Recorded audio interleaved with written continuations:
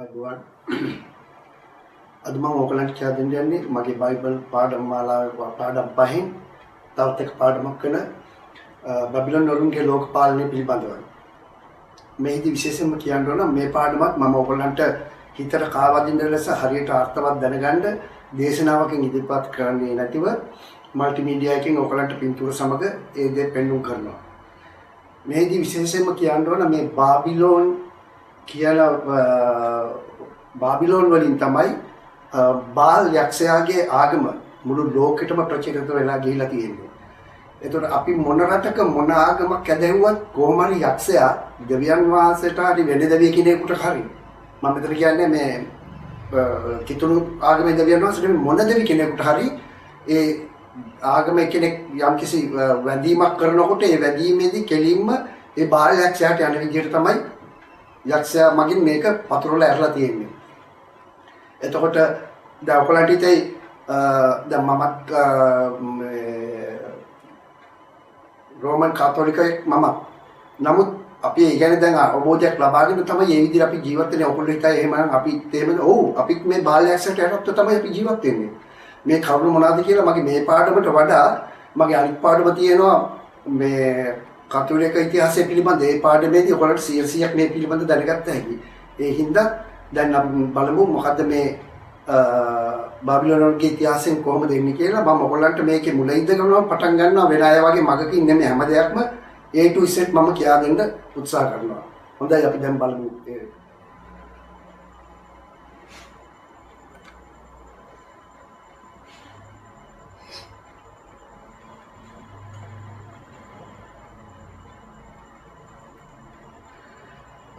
මෙම වැඩසටහන කොටස් දෙකකට කරනවා. මොකද මේ කාලය ටිකක් දිග නිසා YouTube එකට දාද්දී ඒක බලන්න ලේසි හින්දා. ප්‍රථමයෙන් බලන්න මේ කරුණු ඔබට යමක් දැනෙන්නේද කියලා. ලෝක ආරම්භයේ සිටම මිනිසුන් ඊටට හන්දට වැන්දේ ඇයි? ඊළඟ එක නියම සබත් දින ඔබ දන්නවාද? කොහොමද ඉරිදා සබත් දිනේ අපට ලැබුණේ? මේ ලෝකේ ඕනෑම රටක් තුළ සිටින රජවරුන්ට දෙවියන් වහන්සේ කිය අමතන්නේ හෝ කියන්නේ ඇයි? ඔවුන් දෙවිවරුද? මේ ලෝකයේ වහල් වේදනා අතර අප්‍රිකානුවම ප්‍රතිශතයෙන් වැඩි ඇයි? ලංකාවේ ස්ලේව් අයිලන්ඩ් කියා ගමක් ඇත්තේද ඇයි? එතකොට දේදුන්න ආකාශයේ පාය තිබෙමින් කුමක් අදහස් කරයිද? මෝසෙස්ගේ කාලයේ අවුරුදු 40ක් මිසරයේ සිට එන විටදී දසපණත රැගෙන එන්න ප්‍රමාද වූ විට රත්තරන් ගොම්වස්සෙක් සාදා වැන්දයි කිව්වේ ඇයි? එසේ කළේ ඇයි? අපි අහනවා විතරයි බයිබලයේ අපි අයි කියලා දන්නේ නැහැනේ. ලෝකයේ විවිධ රටවල් වල එකසේ ගිනි දල්වා පහන් පූජා හා කට්ටණ්ඩි ක්‍රම වැඩ හෝ යන්ත්‍ර මන්ත්‍ර වැඩ හෝ බෙර ගැසීම් හා සුර බැඳීම් සත්ත්ව පූජා තොයිලන් මේ සියල්ල ඇත්තේ ඇයි? මේ ඔකොල්ලෝ හිතන්නේ ලංකාවේ නෙමෙයි හැම රටකම වගේ තියෙනවා. එතකොට ඔබ දන්නවද මේ ඇඟිලි තුනේ දෙවිවරු ගැන ඔබ දන්නවද? මේ නිකන් හිතලා තියෙනවද? නෑනේ. හැම දෙයියටම ඇඟිලි තුනක් තමයි පෙන්වන්නේ. හැම දෙයියම ඇඟිලි තුනක් තමයි පෙන්වන්නේ. මේ ලෝකෙන්න මොන දෙයියක්? ඒ වගේම මේ ලෝකයේ අදහන මොනියම් ආගම් නායකයන්ට හා දේවතාවන්ට හෝ සුද්ධවන්තයන්ගේ හිස් පිසුපස රැස්වලක් දමයිත්තේ ඇයි?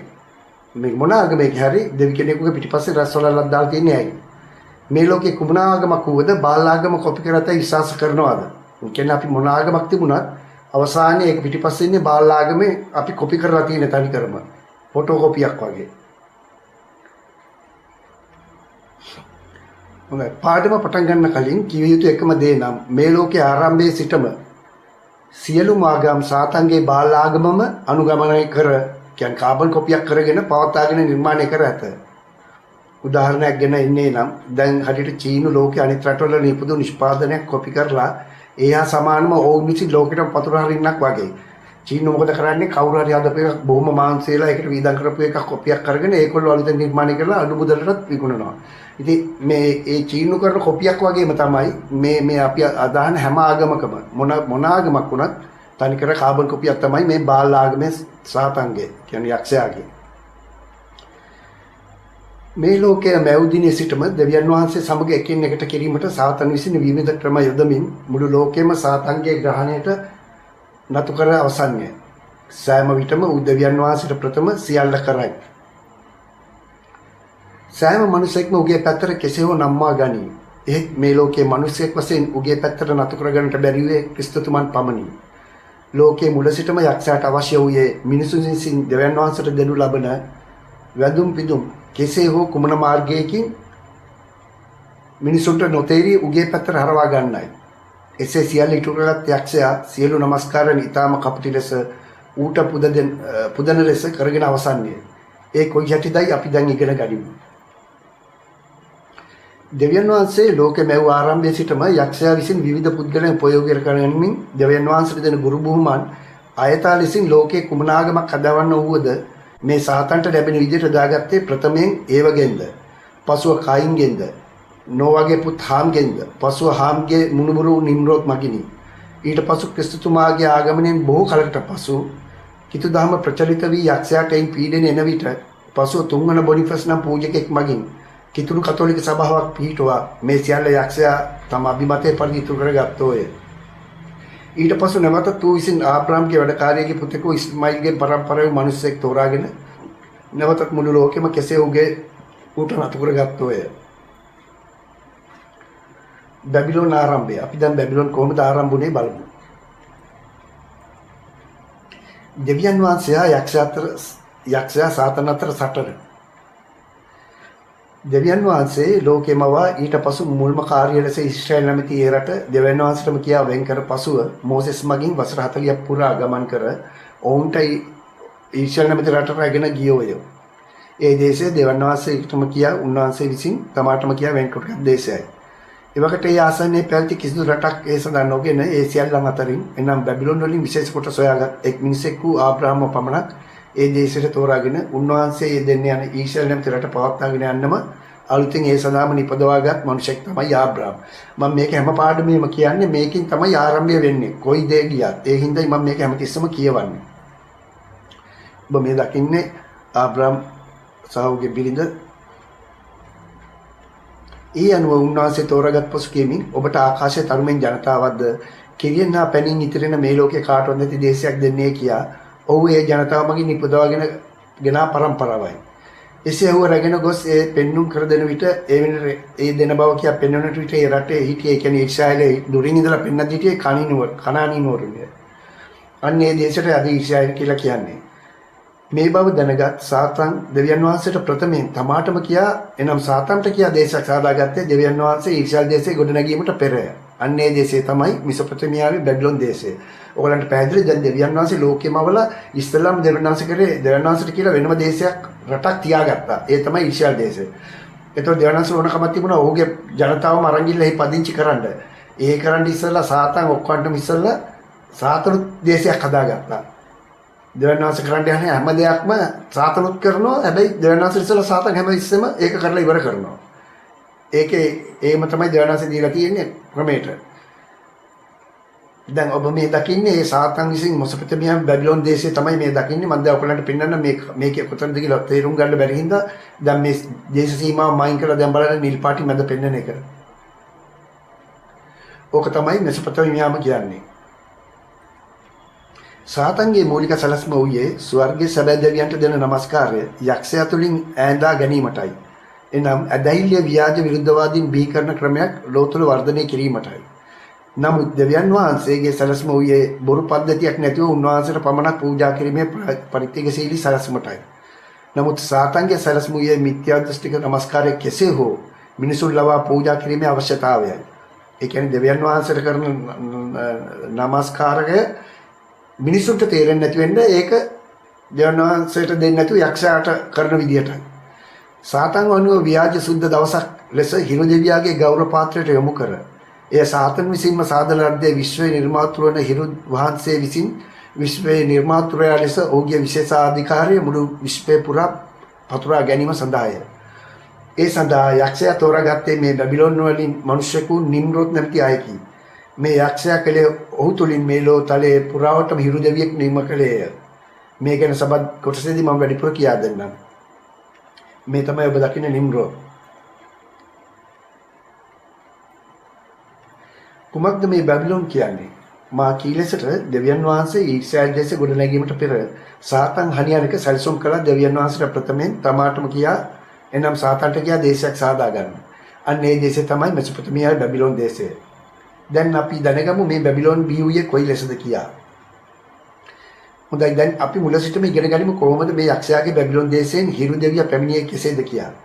ජලගැල්මෙන් පසු නෝවා බිරිඳ පුතුන් තිදෙනා වූ ෂේම් හාම ජපෙත් සමග බිරිඳවරුන් තිදෙනා සමග සියලු සතුන් සමග නැවෙන් නැවත ගොඩ බැසීය. ඉන්පසු අලුත් ලෝකයක් සමග අලුත් පරම්පරාවක් ආරම්භ විය. ජලගැල්මෙන් පසු දෙවියන් වහන්සේ නෝවාට කිව්වේ මම ආයේ කිසි දිනක ජලගැල්මකින් ලෝකේ විනාශ නොකරන බවයි. උන්වහන්සේ පොරොන්දුවක් දුන්නා මම මේ ලෝකේ කවදාකවත් ආයේ ජලගැල්මකින් විනාශ කරන්නේ නැහැ. ඒ හින්දා ලෝක අවසානයේ කවදාකවත් ජලගැල්මකින් විනාශ වෙන්නේ නැහැ කියලා අපිට දැන් දන්නවා. මේ තමයි ඒ ජලගැල්ම.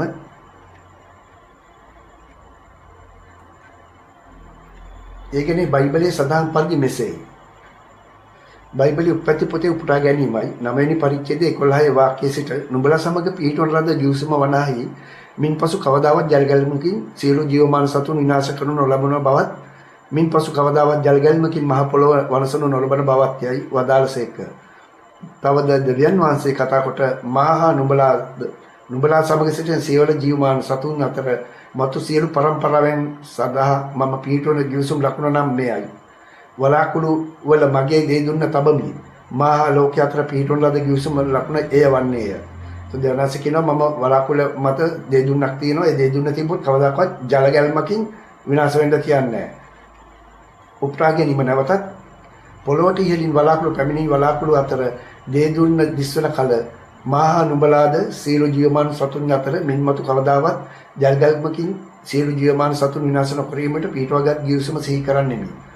වලාකුළු අතර දේ දුන්න පෙනෙන විට මම ඒ දෙස බලන්නෙමි. එය දැක මාහා මිහි පිට සියලු ජීවමාන සතුන් අතර පිහිටවූ සදාතන ජීවසම සිහි කරන්නෙමි වදාළසේක. දෙවියන් වහන්සේ නෝවාට කතා කොට මාහා මිහි පිට සියලු ජීවමාන සතුන් අතර පිහිටවන ලද ජීවසම ලකුණ මේ වේයයි වදාළසේක. උපුටා ගැනීම අවසන්. බයිබලයේ උප්පත්ති පොතේ උපුටා ගැනීමයි 9 වෙනි පරිච්ඡේදයේ 8 සිට 17 වෙනි පදේ දක්වා. දෙවන්සි කියන වලාකුළු මත දේ දුන්න තියපුවාම කවදාකවත් ලෝකේ ජලගැල්මකින් විනාශ කරන්නේ නැහැ කියලා. ඔබ ආකාශයේ දේ දුන්න එකවර කීයක් දැකලා තියෙනවද? මම මේක මේ අමතරව ඔබට දැනුමක් ලබා දෙන්නයි මේ හදන්නේ. අපි සාමාන්‍යයෙන් දැකලා තියෙන්නේ එක දේ දුන්නා. වැඩි මුණොත් දේ දුන්නු දෙකක්. ඔබ දේ දුන්නු තුනක් දැකලා තියෙනවද? දේ දුන්නු පහක් දැකලා තියෙනවද?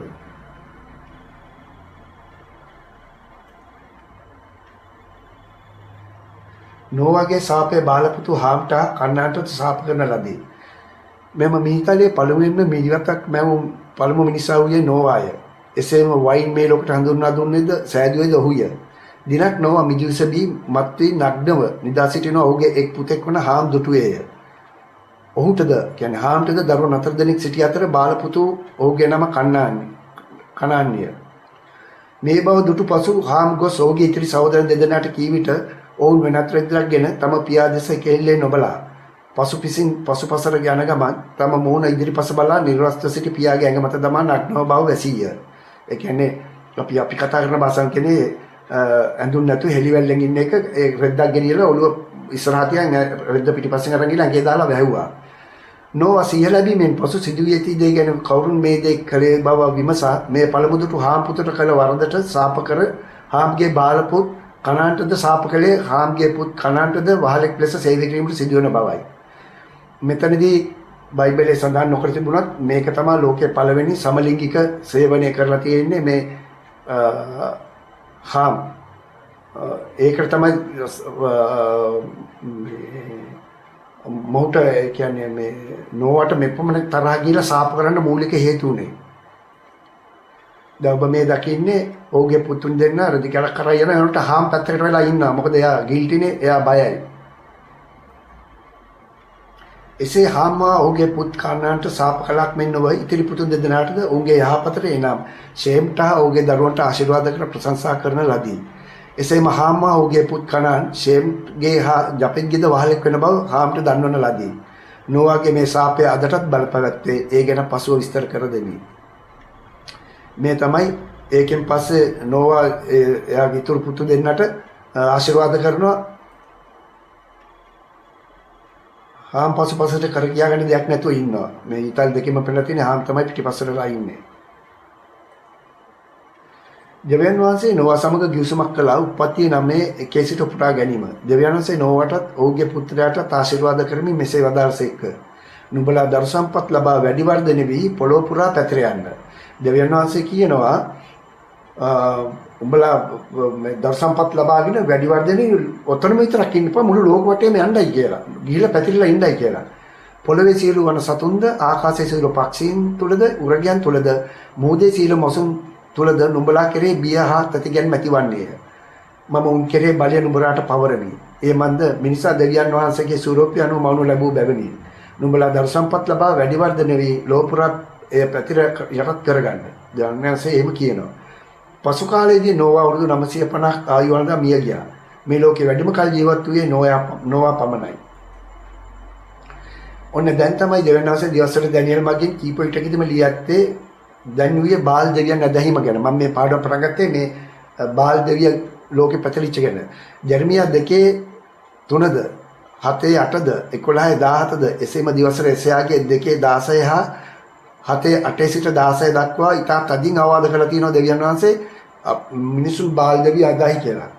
ජර්මියා 19:4 මෙහෙම කියනවා. මක්නිසාද ඔවුන් මා අතහැර මේ ස්ථානයේ අන් එකක් කර ඔවුන්වත් ඔවුන්ගේ පියවරුන්වත් යුද්ධව රජුන් දැක නොදගත් අන් දෙවිවරුන්ට මෙහි සෝද දුම් ඔප්පු කර නිර්දේශයන්ගේ ලේවලින් මේ ස්ථානයේ පුරවා තිබේ. තවද ඔවුන් තමන්ගේ පුත්‍රයන් බාල්ට දවන පූජා කොට ගින්නෙන් පුරුෂන පිණිස බාල්ට උසස් තැන් ගොඩනගා තිබේ. මාය අනකලේවත් කිව්වේවත් එය මාගේ සිතට පැමිණුවේවත් නැත. දෙවෙනස කෙලිම කියනවා එහෙම කරන්නයි කියලා මම උඹලට අනකලේවත් කිව්වේවත් නැහැ කියලා. එතකොට මේ හැම නීති රීතියක්ම දීලා තියෙන දෙවියන් වහන්සේ ලෙවි ව්‍යවස්ථාව අනුව. දැන් මේ මෙතන කියනවා ඔබ මේ අන් අයට මොනවද ඔවුන්ගේ සෝද දුව ඔප්පු කරනවා කියලා. දැන් මෙතනදී මම විශේෂයෙන් කියන්න ඕන දැන් අපේ මේ කතෝලික සභාවෙත් ලොකු වැරද්දක් කරනවා. පූජාව පවත්වන වෙලාවේ දෙවියන් වහන්සේ ලෙවි මගින් කියලා තියෙන්නේ සුවඳ දුම් අරලන්න පූජාසනයට පමණයි. දැන් මේ අලුත් ක්‍රමයට පල්ලියේ මේ සුවඳ දුම් ඇල්ලුවෙන් පස්සේ සප්‍රසාද වැඩමණ්ඩ ඉස්සෙල්ලා වටේටම ගිහිල්ලා ස්වාමිත් තුන් පැත්තටම දුම් අල්ලනවා මිනිසුන්ට. ඒක සම්පූර්ණ වැරදි. ඒක දෙවියන් වහන්සේට කරන පූජාවට අගෞරවයක් කරන්නේ. දෙවියන් වහන්සේ කියලා තියෙන්නේ ලෙවි ව්‍යවස්ථාවේ කියලා බැලුවොත් ඔය සුවඳ දුම් අල්ලන්න කියලා තියෙන්නේ පූජාසනෙට පමණයි. මිනිසුන්ට අල්ලන්න කියලා නෑ. අන්න එහෙමයි අපේ කතෝලික සභාව දැන් වැඩ කරන්නේ. බාබෙල් කොට උප්පත්ති 11 සිට 1 සිට 3 දක්වා උපුටා ගැනීම. තවද ඒ කාලයේදී සකල වැසියෝ මිනිසුන් කතා කළේ එකම භාෂාවකින්. භාවිතා කළේ එකම වචන මාලාවකින්. නැගිටින දිශාවට යන අතර ෆිනාර් නම් ප්‍රදේශයේ තනිතරක් සම්භවී ඔවුන් ඒ පදිංචි වූහ. ඔහු එකිනෙකාට කතා කරමින් එන්න අපි ගඩොල් සාදා ඒවා හොඳට පුරුෂමුයි කීය. මෙසේ ඔහු ගල් වෙනුට ගඩොල්ද හුණු බදාම වෙනුට කීල්ද පාවිච්චි කළහ. දෙවියන් වහන්සේ එසේ ලෝක පුරා පැතිර යන්න කිව්වත් උන්වහන්සේට විරුද්ධ වෙමින් එවිට ඔහු කතා කොට එන්න අපි ආසුසට නගින කොටක් ඇති නගරයක් අපටම ගොඩනගා කීර්තිමත් වෙමු. නැත්තම් මිහිපට අපට සීසී කියලා විසර යන්න සිදුවේයි කීයේ. මෙහෙම කියන්නේ කවුද? නෝවාගේ සාපලත් හාම්ගේ මුණබරකු නිම්රෝද්. මේ තමයි මේ නිම්රෝද්. නෝවාගේ දරු පරපරාව. නෝවාගේ දරුවන් වන ෂේම්, හාම්, ජපෙත් යන තිදෙනාගේ පරම්පරාව මෙසේය. මහා ජලගලමින් පසු ඔවුන් පුත්‍ර උපන්න වැඩි විස්තර උප්පත්ති පොතේ වංශාවලියේ 1:5 සිට 23 දක්වා බලන්න. මම මෙහිදී ඒකෝල්ලෝ ගැන විස්තර කරන්න යන්නේ විශේෂයෙන්ම මම මෙහි කියන්න යන්නේ විවිධ දෛහික ආධාරපු ආරම්භයේ පටන් ගත්ත අයුරු ඒ ගෙනෙමිදි විශේෂ කොට දැක්විය යුතු නෝවාගේ සාපලත් හාම්ගේ පරම්පරාව ගැන විතරයි මම මෙතන විශේෂයෙන් සඳහන් කරන්නේ. ඉතිහාසයේ බැබිලෝනිය අනුව අපි දැන් කියන්නේ ඉරාකයටයි. ඒ මෑතදී මේගේ සදාම් හුසේන්ගේ රටයි. මේ තමයි නෝවාගේ පුතු තුන්දෙනා. තම පියාණන් නෝවාගේ සාපලත් හාම්ගේ පුත්‍රයෝ නම් කුෂ්, මිස්රයිම්, පුත් සහ කනාන්‍ය. කුෂ්ගේ පුත්‍රයෝ නම් ෂෙබා, හවිලා, නිම්රෝද්, සබිතා, රාම් හා සබ්බෙතකාය. රාම්ගේ පුත්‍රයෝ නම් ෂෙබා හා දොදොන්‍ය. මේ කුෂ්ඨදා උපන් නිම්රෝද් නම් පුතු ඔහු ලෝකයේ පළමුවන බල සම්මල පාලකයා විය. සම්විධානන් වහන්සේ ඉදිරියේ ඔහු විශිෂ්ටම දඩයක්කාරය විය. සම්විධානන් වහන්සේ ඉදිරියේ විශිෂ්ටම දඩයක්කාරය වූ නිම්රෝද් වගේ යයි යන කියමන ඇති වූයේ එසේය. අන්න ඔතනින් පටන් ගත්ත එක තමයි හැම ලෝකේ හැම රටකම එක එක්කිනාට එක වෙන නම් වලින් කතා කරන්නේ. දැන් අපි කියන්නේ කුඩු සුදා කියනවා, වෙලේ සුදා කියනවා. එතකොට එක එක නම් වලින් කතා කරන්නේ ඔන්න ඕකෙන් තමයි පටන් ගත්තේ. එතකොට ෆින්ලාන්ඩ් දේශයේ ඔහු පාලනය කළ පසු වන රාජ්‍ය බාබෙල් එරෙක් අක්කද සහ ට්‍රේන් යන ප්‍රදේශවල ආයත්තිය. ඒ දේශයේ නාසිරියාවට නික්ම ගොස් විනිවිද රෝබොට් ඊර් නගරද නිනිවිය වැනි වූ මහා නගරයක් වන රෙසෙන්ට ගොඩ නැගීය. කවුද මේවා කරේ? ඔක්කොම මේ නිම්රොත් කියන කෙනා. මෙන්න මේ කුෂ්ඨදාවුපන් නිම්රොත් නම් පුතු ලෝකයේ පළමුනි බල සම්පන්න සංවිධානන් වහන්සේ ඉදිරියේ ඔහු විශිෂ්ටම දඩක්කාරහා පාලකයා වූ බව මිනිසුන් අතර ජනප්‍රිය වූයේ මේ වනතුරු කිසි මිනිසෙකුට නොතිබුණු දඩයම් කිරීමේ හැකියාවක් තිබූ අතර ඉදිරියට එන වල්ලූරන්නා සිංහයන් පවා තම දෙයත් වලින් අල්ලා මැරීමට ඔහුට ශක්තිය තිබුණා. ඒ හින්දා මිනිස්සු හොල්මන් වෙලා හිටියේ මෙහෙම මිනිහෙක් අපි ජීවිතේ දැකලා නැහැ. ඒ කාලේ මේ මැෂින් ගන් පිස්තෝල තුවක්කු තිබුණේ නැහැ. එයා එන සිංහයන් පවා අතින් අල්ලලා කෙලිම කටරක් දෙක දාලා ඉරලා මරලා දානවා. ඉතින් මිනිස්සු ඒ ගැන පුදුම බය කියන්නේ හොල්මන් වෙලා හිටිය අපි කතා කරන භාෂාවෙන් කියනවා. ඔබ මේ දකින්න පිටුරෙත් ඒක තමයි එයා දඩමේ යද්දි එයා සිංහෙක් මරණ හැටිවි. මේකෙන් යක්ෂයා තම අභිමාර්ථය ඉටු කරගන්න හොඳම උපායම වලදා මේ නිම්රොත්ව ඇගේ බිරිඳ මගින් අල්ලා ගත්තා. මෙන්න මේ තුලින් ලෝකේ යටි උඩු කරමින් සාතන් සියලු ඉටු කරගත්තේ කොහොමද කියලා අපි දැන් බලමු.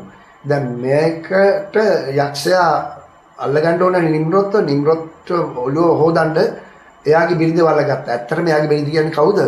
යක්ෂයා මොනතරම් ජරා වැඩක්ද කියලා කිව්වොත් නිම්රොත්ගේ අම්මව අන්තිමට එයාට බන්දලා දුන්නා. එයා බිරිඳ විදියට තියාගත්තා. කොහොමද මේ යක්ෂයාගේ තියෙන අසිකිලි ගතිය? කුස්ගේ මේ පුත් නිම්රොත් අද කළු වර්ණයෙන් යුක්ත වූ අතර ඉතිවෝපුවන මොහුගෙන් පැවතෙන පරම්පරාවයි. ඒ ඔහුගේ සියව් නෝවාගේ සාපේ නිසාවෙන් භාෂා වියල් වී විසර යන විටදී මොහුගේ පරම්පරාව ගිය අප්‍රිකානු ද්වීපයටයි. මේ ගැන මම තව ඉදිරියේදී කියා දෙන්නම්. මේ තමයි ඉතියෝපියාවේ ඉන්න ඊශ්‍රායල් වරුන්ට සම්බන්ධ ජනතාව. මේ ජුදා ජාතිකයන්ගෙන් එන කට්ටිය. මම මේක දැම්මේ ඔයගලට මේ බව ඔප්පු කරන්න හින්දායි. දෙවියන් වහන්සේ නෝවාටද ඔහුගේ පුත්‍රට කතා කොට කී ලෙසට එනම් නුඹලා දර්ශනපත් ලබා වැඩි වර්ධන වී ලෝපුරා පැතර යන්නට එය යටත් කරගන්න. කී කරුණට විරුද්ධ වෙමින් අපි එසේ වෙන් නොවි එකට සිටමුයි කියා එසේම මීට ප්‍රථම ජල්ගැලීමකින් දෙවියන් වහන්සේ ලෝකය විනාශ කළ දේ මතක් වී ඔවුන් සියලු දෙනා එය සිහි කර නැවතත් ජල්ගැලීමක් පැමිණොත් බේරීමට උස කුළුණක් සෑදීමට පටන් ගත්තේය. ඒට බාබෙල් කොතයයි කියනු ලැබේ. දැන් දෙවියන් වහන්සේ කියන දුඹලා දරු සම්පත් ලබා වැඩි වර්ධනය වීලා මුළු ලෝකෙම පැතිර යන්න කියලා මේගොල්ලෝ කියනවා නෑ අපි දෙවියන් වහන්සේ කියපු දෙයට විරුද්ධව නෑ අපි එහෙම යන්නේ නැතුව ඉමු. ඉඳලා අපි ජල්ගැලීමක් ආය આવොත් බාබෙල් කොතය හදලා ඒක උඩ නැගලා ඉමු කියලා කියනවා. මෙම කුළුණ තනාගෙන යන විට දෙවියන් වහන්සේ නෝවාට නැවත ජලගැලීමකින් ලෝකේ විනාශ නොකර බව කිව්වත් ඔවුන්ගේ පුතුන් මේ ගැන කිසිදු මායිමක් නොකර තැනීම ගැන උන්වහන්සේ උදාස් වී එයි වැඩ වියවුල් කරන ලදී. එයින් එම කොට තැනීම නතර වූයේ. ඒ කෙසේදත් උදාහරණයක් ලෙස ගත් කල පලංචියේ සිටි මේසන් බාස් වැලි ගේන්න කියද්දී ඔවුන්ට ඇසුනේ වතුර ගේන්න කියාය. එතකොට මේ මනුස්සයා කරන්නේ වතුර ගේනවා. ඒතර අර මනුස්සයාට වුණ වැලි. ඒ වගේ වෙච්චාම ඉතින් මෙතන ප්‍රශ්නයක් වුණා. එනම් දෙවියන් වහන්සේ ඔවුන්ගේ කතා කිරීමේ භාෂාව විවෘත කර වෙන වෙන භාෂා කතා කිරීමට ඇති කිරීමයි. එහෙම වුණාම ප්‍රශ්නයක් වුණා මේගොල්ලන්ට. මොකද දෙවියන් වහන්සේ කියපු දේ අහන්න නැතුව මෙහෙම වැඩ කරන්න කියන්නේ දර්ශනපත් ලබා වැඩි වර්ධනේ ලෝපුරා යන්න කියපෙකට මේගොල්ලෝ විරුද්ධ වුණා. මේ තමයි ඔය බාබල් කොට බාගට හදලා නවත්තපු එක. කියන්න බලන්න ලෝකයේ මිනිසුන් විවිධ කලාපවල වර්ගවල පාටට සිටින්නේ අයයි. දැන් උදාහරණයක් වශයෙන් බලුවොත් ත්‍රිපොළ මිනිස්සු තඹ පුසුදු. එතකොට ආසියාවේ මිනිස්සු තලෙලු නිසා ටිකක් සුදුයි. ඊළඟට අප්‍රිකා දේශයේ ඉන්න මිනිස්සු තඩිකරම කළු පාටයි. එහෙම වුණේ ඇයි කියලා දැන් බලමු. මීට පෙර සියලු දෙනා කතා කළේ එක් භාෂාවක ආර්මී භාෂාව පමණයි. එසේ උන්වහන්සේ මෙසේ කළේ මීට පෙර කී ලෙස නුඹලා දර්ශනපත් ලබා වැඩි වර්ධන වී ලෝපුරා පැතරේ යටත් කරගන්න කී ලෙස නොසලකා නිම්රොත්ගේ අනට කී කරොවි. විසල නොගිය නිසා ඔවුන් මේ ලෙස භාෂා විකෘති කර ඔවුන් විශ්වාසක කර උන්වහන්සේ විසින්ම ලෝපුරා තම බලය යොදා ඔවුන් විසර හැරියා. දැන් පැහැදිලිනේ මේ මිනිස්සුන් නැතිවම දෙවියන් වහන්සේ භාෂා විකෘති කළා. දැන් ඉතින් යන්න ඒ විදිහට සැලසුවා. ඒ දැන් එකිනෙකා වෙනත් භාෂා කතා කරන නිසා නෝවාගේ පුතුන් තුන්දෙනා ඔවුන්ගේ භාර්යාවන් දරුවන් හා ඔවුන්ගේ සියලු දෙනා වෙන් වී ලෝකයේ තුන් පැත්තකට බෙදී ගියෝය. ඒ කොහෙටද? එනම් ජපෙන්ගේ පරම්පරාව බටහිර දෙසට මොවුන්ගෙන් වෙරබල පිටස්වලට හා යුරෝපයේ දිවයින වලට ජනතාව පැතිර ගිය. කණ්ඩායම් වශයෙන් Tamanගේම භාෂාව කතා කරන විවිධ ගෝත්‍රයට අයත් විවිධ රටවල වසන මොහු ජපෙත්ගේ පරම්පරාවෙන් පැවතෙන්නේ නොය. ඒතර යුරෝපීය පැත්තේ ඉන්නේ ඔක්කොම ජපෙත්ගේ පරම්පරාව. ෂේම්ගේ පරම්පරාව ආසියාව දෙසට ඔවුන් විසූ ප්‍රදේශයේ මේෂා පටන් පෙරදිග කඳු දක්වා පිහිටි ෂෙපාන අතර විය. විවිධ ගෝත්‍රයට අයත් තමන්ගේම භාෂා කතා කරමින් විවිධ ප්‍රදේශවල වසන විවිධ ජාති ඥායට මොහු ෂේම්ගේ පැලකින් පැවතෙන්නේ නොය. දැන් එතකොට ඒ කට්ටිය තමයි මේ ආසියාව දිසේ ඉන්න කට්ටිය. හාම්ගේ පරම්පරාව නෝවාගේ සාපලත් පරම්පරාවට අමතරව ආය අප්‍රිකාව දෙසට ගියෝය. නෝවාගේ සාපය කොතරම්ද කිව්වොත් හාම්ගේ පරම්පරාව අදටත් දකුණු අප්‍රිකානු වාල්කමේ කරන්නේ ඒ නිසාය. අප කතා කරන මේ නිම්රොත් පවා මේ සාපලත් පරම්පරාවට අයත්ය. එතකොට බලන්න මේ අප්‍රිකානුවන් නෝවා දීපු සාපයට අද ඒ සාපය අද දෙවියන් වහන්සේ මගින් අරගෙන තාම ඒකොල්ලෝ වහල්කමේ යෙදෙනවා. මේ දකින්නේ අප්‍රිකානු වහල්වරු මේ ඉන්නේ නෝවාගේ පුතු තුන්දෙනා. දැන් බලන්න දැන් මේක ඔප්පු කරන හැටියට මේ බලන්න මේ ජපෙක් කියන එක්කෙනා තනිකර සුදුයි. එතකොට මේ සාපලත් හාම් මැද ඉන්නේ. එයා කළුයි. අප්‍රිකානු ජාතිකයෙක්. ෂේන් ආසියාව තුන් විදියට තලෙලු විදියට. මෙන්න මෙහෙම හින්දායි මේ પરම්පරාව තුනට බෙදලා ගියාම තමයි මේ විදියට මිනිස්සු උනේ. ඒ නිම්රෝතාවුගේ පිරිස මෙසොපොතේමියාවේම රැඳී බැබිලෝන් නගරයේ දියුණු කළේ. ඒ කෙසේද? මෙසොපොතේමියාව යනු ග්‍රීක වචනයෙන් තේරුම ගංගා දෙකක් අතර පිහිටි ඉඩම යන්නයි. මේ ක්‍රිස්තුවර්ෂ පූර්ව 4 වෙනි සතවර්ෂයේ පටන් මෙසොපොතේමියාවේ නමින් හැඳින්වෙන ලෝකයේ පැරණිතම නගරය වන්නේය. ලෝකයේ පළමු ශිෂ්ටාචාර නගරය මෙන්න මේ බැබිලෝන් නගරයයි. ඒතකොට ලෝකයේ ඉස්ලාම ශිෂ්ටාචාර නගරයක් හැදුවෙත් මේ නිම්රෝත් තමයි ඒ ඉරාකේ. එවිට කුමක්ද මේ වටකරු ලැබූ ගංගා?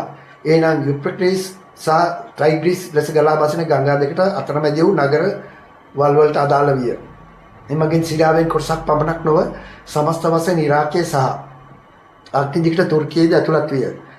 ඉහළ මෙසොපොතේමියාව ජිසිරා ලෙසින් හැඳින්වෙන අතර යුප්‍රටිස් සහ ටයිග්‍රිස් අතර පිහිටි ප්‍රදේශය ඉරාකයේ බැග්දාඩේ සිට කිලෝමීටර් 120 දක්වා ඔවුන්ගේ මූලාශ්‍රයයි. පහත් මෙසොපොතේමියාව යනු බැග්දාඩ් සිට පර්සියානු ගල්ෆ් කලාපයේ ප්‍රදේශයයි. මේ බැබිලෝන් දේශය තමයි අද අපි ඉරාකය ලෙස හඳුන්වන්නේ. ඔබ මේ දකින්නේ ඔය කොන් දෙකේ තියෙන ගංගා දෙක. ඒ ගංගා දෙකෙන් හාමු වෙලා තියෙන්නේ. මේ තමයි යුප්‍රටිස් ගංගාව. මේ තමයි ටයිග්‍රස් ගංගාව. දැන් ওই ගංගා දෙක රවුමටම සෙට් වෙලා මැද දූපතක් විදියට තමයි ඒක තියෙන්නේ. නිම්රොත් හැදී වැඩි තමා ලෝකයේ ප්‍රථම රජ විය. මේ වනතෙක් ලෝකයේ ආරම්භ සිට කිසිවකු රජෙක් දන්නේ කවුද කියා සිටියේ නැත. ඒ කෙසේද ඔහු ජනප්‍රිය වූයේ. දැන් මේ වෙනකන් ලෝකේ මිනිස්සු හිටියට කිසිම රජ කෙනෙක් පාලකෙක් මිනිසුන්ව පාලනය කරන්න රජ කෙනෙක් විදිහට හිටියේ නැහැ. දෙවියන් වහන්සේ දුන්නු විවිධ පුද්ගලයෝ හිටියා. ඒගොල්ලෝ රජවරු නෙමෙයි. ඒගොල්ලෝ తాවකාලිකව මිනිසුන්ව මෙහෙර. නමුත් නිම්රෝත් තමයි ඉස්ලාම් ලෝකයේ පළවෙනි රජ වුණේ. මා කලින් කිලිස නිම්රෝත්ගේ මව යක්ෂයාගේ පෙළඹවීම මගින් සෙමරමිස්ට දුන් රැවටීමේ බලය මෙයත් ඒව වරවට ආදම්ම පොළඹව ගත්තා වගේම මේ විදිහට සෙමරමිස් නිම්රෝත් කිව්වා තමාගේ අසීමිත බලය උපයෝගී කරගෙන තමා දෙවියන් වහන්සේ කියා පවසන ලෙස. දැන් අපිට මුල්ම වුණේ ආදම් මේ වගේද ඒව ආදම්ම රවට්ටුවා වගේම මෙතන සෙමරමිස් කියන්නේ එයාගේ අම්මා පස්සේ එයාගේ බිරිඳ වෙලා එයාව රවට්ට ගත්තා මේ විදිහට. මෙන්න මෙතනදී තමයි ලෝකයට මතකයක් ආවේ. මෙත් ඒ දම රට ගත්තා පොළඹ ගත්තා ලෙසම මේදී සෙමරිස් නිම්රෝට කිව්වා තමාගේ අසීමිත බලය උපයෝගී කරගෙන තමා දෙවියන් වහන්සේ කියා පවසන්නයි කියලා. මොකද ඔවුන් දෙවියෝ කියලා කියන්නේ මොකද එයාට සිංහයෝ මරන්න පුළුවන් අනිත් මිනිස්සුන්ට ඒව හිතන්නවත් බෑ. මෙන්න මෙතනදී තමයි ලෝකයට මතකයක් ආවේ ඕනෑම සාර්ථක පිරිමියෙක් පිටිපස හොඳ බිරිඳක් හෝ කාන්තාවක් සිටින බව. ඔන්න ඔතනදී තමයි ඔය කියන දේ අලුතෙන්ම ආරම්භ කළේ. තමාගේ අසීමිත ශක්තිය දැකීමෙන් අන්දමන්ද වී සිටි තම ජනතාව ඉතා පාසුවෙන් රැවටීමට එතනින් නොමැති තමා දෙවියන් බව ප්‍රකාශ කළා. ඒ වනතුරු ලෝකයට රටක් පාලනය කරන බලවත් කෙනෙක් දැක නැති නිසා කිසි දෙනෙක් දෙවි කෙනෙක් සියසින් දැක නොතිබූ හේන් දෙවි කෙනෙක් ඉන්නවා කියලා දැකලා නැහැනේ. හැමෝම ඌව දෙවියන් ලෙස කියලා පිළිගත්තා. මොකද මොහොත තියෙන අසීමිත හැකියාව බලය නිසා මිනිස්සුන්ට මෙයා තමයි දෙයියෝ කියලා. එදා එතනින් පටන්ගත් රජුට දේවියන් වහන්සේ කියා ඇමතීම අද දක්වාම ලෝකයේ ඕනෑම රජෙකුට ඒ රටවල චාරිත්‍රවල පටන්ගත්ගෙන අවසානයේ දෙවියන් වහන්සේ කියා ගත්තේ මෙන්න මේ නිසා වෙන්න. එතකොට එයා කියවනේ මං තමයි දෙවියන් වහන්සේ කියලා. එතකොට මිනිස්සු එතනින් ඉඳන් පටන් ගත්තේ දෙවියන් වහන්සේ කියලා එයාට අමතන්න ගත්තා. එතනින් ඉඳන් ලෝකෙ මොන කොහේ හරි රජ කෙනෙක් આવොත් ඒ රාජ්‍ය වලට දෙවියන් වහන්සේ කියන්නේ එතන ඉඳන් පටන් ගත්තා. අපි දැන් උදාහරණයක් විදිහට ගත්තට ලංකාවේ රජරුවන්ට පළමුව පස්වන් දාසට බුදුවන්න දෙවියන් වහන්සේ කියන්නේ අපි බුදුන් අදහන රටක් නිසා මුලින් කියා අර බැබිලෝන් වලින් ආ දෙවියන් වහන්සේ කියම අවසානයේ කියනවා. අපි අදහන දෙවියන් වහන්සේ වගේ බෞද්ධයන්ට බුදුරජාණන් මුල් වෙන නිසා බුදුවන්න කියා පසුව බැබිලෝන් වලින් ආ එලෙසම අවසානයේ දෙවියන් වහන්සේ කියා අමතනවා. දැන් ඔබටම වැටහි මේ යක්ෂයා මේ ලෝකයේ මිනිසු මුලා කිරීමට පළමුවෙන් යොදාගත් මේ බැබිලෝන් වල බලය කොතරම්ද කියලා. මේ තමයි බැබිලෝන් රාජ්‍යය. දැන් මේ තමයි ඔය නිම්රෝද් රජ කෙනෙක් විදිහට ඇඳගෙන. සාතන්ගේ පල්ලිය බැබිලෝන් ආරම්භයේ සිටම බැබිලෝනියා කුළුණු නගරී ඉදිකලේ පරම්පරා ගණනකට පසුව යුප්‍රටිස් ගංගාව අසබඩ තනිතලාවේ ෆිනාම් නම් නගරයේ අසල සිටය. බැබිලෝනියේ කුළුණේ බැබිලෝනියේ ගොඩනැගීමේදී උප්පත්ති පොතේ 11 1 සිට 4 වෙනකම් මනුෂ්‍ය වර්ගයා එක් භාෂාවකින් වැඩ කළා. ආම්පුත්තා නෝවාගේ මුණුපුරු කුස් උප්පත්ති 10 1 6 සිට දුෂ්ට ව්‍යාජ ආගමක් මගින් මානව වර්ගයාගේ ලෝක පාලනය කිරීමට මගින් එලිපෙහෙලි කළ බව ඔබට ඒකෙන් දැනගන්න පුළුවන්. ඔහුගේ පුත් නිම්රෝද් සමග සැලසුම් කිරීමට උදව් කළා. බැබිලෝනියා ආරම්භකයා වූ හිරු නමස්කාරයේ ආරම්භකයා වූ නිම්රෝද් විය. ටර්මම් නම් බයිබල් පරිවර්තකයේ මෙසේ සඳහන් වේ. නිම්රෝද් පාපයට බල සම්පන්න පුරුෂයෙක්. අහිංසක මිනිසුන්ගේ මිනිමරුව සහ සමිඳානන් වහන්සේ ඉදිරියේ උන්වහන්සේට කලිකාරයට ජීවත් විය. මේ තමයි ඔබ දකින්න බාබල් පොත මගේ දෙන නැවතිච්ච මෙන්න මේක බලන්න විශේෂයෙන්. ඔන්න එතකොට මිනිස්සු අනිත් අය සමාන විදියට තමයි අඳුන් ඔක්කොම ඇඳේ. එතකොට දැන් නිම්රෝද් මොකද කරේ? එයා දෙවියන් වහන්සේ කියලා එයා රජ වුණාම එයා වෙනට විශේෂ ඇඳුමක් ඇඳා. ඇඳලා ඉනේ එක එක දේවල් අත්පය වල විශේෂ ආභරණ, බෙල්ලට ආභරණ, කනේ කරාබු දාගෙන ඔළුවට ඔටුන්නක් දැම්මා. මම දැන් ඔයගොල්ලන්ට මේ පාඩම පටන් ගද්දි කිව්වනේ මේ බාල් කියන්නේ තනිකර කාබන් කොපිය කියලා. ඔන්න ඔතන ඉඳන් මුළු ලෝකේ මොන රටක රජ කෙනෙක් ආවත් නිම්රෝද් කියන රජුගේ ඉස්ලාම දැන්නේ ඔළුවට ඔටුන්නක්. ඒක මම දාන්න ඕන. ඔන්න ඔය වගේ ඔක්කොම කොපි කරන්න ගත්තා. ඉතින් හැම රජුම තොප්පි දාගෙන, කොටුළු දාගෙන ඔය විදියට විශේෂ විදියට හැඩ වැඩගෙන හිටියේ අර නිම්රෝද් ෆලෝ කරලා. ඔන්නෝම තමයි මුළු ලෝකෙට රජවරුන් ඇඳුම් ආයිත්තම් පළඳින්න පටන් ගත්තේ. හොඳයි කියන්න බලන්න මේ ඉන්නේ කවුද? මේ මට වැරදිලා දේමෑනියෝ ජේසුබයි සමාවෙන්න මේ. කවුද ඔයගොල්ලෝ හිතන්නේ මේ? එපමණක් නොව Taman මේ ලෝකයේ පළමු රජ වූ පසු එතනින් නොනැවති. පසුව දැන් බලන්න එහු රජුණෙන් පස්සේ දැන් ඔන්න පටන් ගන්නවා ගේම් එක අනිත් පැත්ත. එතනින් නොවති නිම්රෝද් ඔහුගේම තම මව් සෙරමිස් යන අය තමාගේ බිරිඳ කරගත්තා. මේ යකාගේ දේශේ යක්ෂයාගේ පෙළඹවීමෙන් බලන්න මේ යක්ෂයාගේ පෙළඹීම මොන වගේ අශීල ආචාර බව. තමාගේ අම්මාවම තමාගේ බිරිඳ කර ගැනීම. නිම්රෝද් ඔහුගේ මව වූ පසු ඔහු බිරිඳව සෙරමිස් යන අයට දාව පුතෙක් ලැබුණා. ඔහුගේ නම තම්මුස්. නිම්රෝද් තද කළුය. ඔහුගේ මව දැන් බිරිඳව සෙරමිස් සුදුය. ඔවුන්ට දාව බිහු පුතා තම්මුස් සුදුම සුදුයි. ඉන්පසු නිම්රෝද් ගිල්ගාමෙස් කියන විශේෂ නමක් ඔහුට තිබුණා. ඔහු මෙසේ ප්‍රකාශ කළා. මෙයා දැන් මහ ජනතාවට කිව්වා රජුරෝ විදියට මම තමයි දෙවියන් වහන්සේ. ඔහුගේම මව් නොත් ඔහු පසුව බිරිඳ කරත් සෙරමිස් අය තමයි දේවමෑණියෝ කියලා කිව්වා. මොකද මම දෙවියන් වහන්සේ නම් මගේ බිරිඳ දේවමෑණියෝ. ඔහුට දාව ලැබුණු ඔහුගේ පුතා බාලලක්ෂ දේව පුත්‍රයා තම්මුස් දෙවියන් වහන්සේ වන මගේ පුත්‍රයා නිසා ඔහු දේව පුත්‍රයා නොත් දෙවියන් වහන්සේගේ පුත්‍රයා කියලා කිව්වා. සුද්ධ පවුල ලෝට ප්‍රථමයෙන් ආවේ මෙන්න මේ ලෙසයි. නැතුව ජුසේතුමා දේවමෑණියෝ ජේසුබබානන් නෙමෙයි. යක්ෂයා නිම්රෝද්ගේ සුද්ධ පවුලට වැඳුම් පිදුම් කරන්න ගෙන උපරැට්ටියක් තමයි මේක. මිනොදත් කිතුණුවා අද වඳින්නේ මෙන්න මේ යක්ෂ රැවටිලි වලටයි.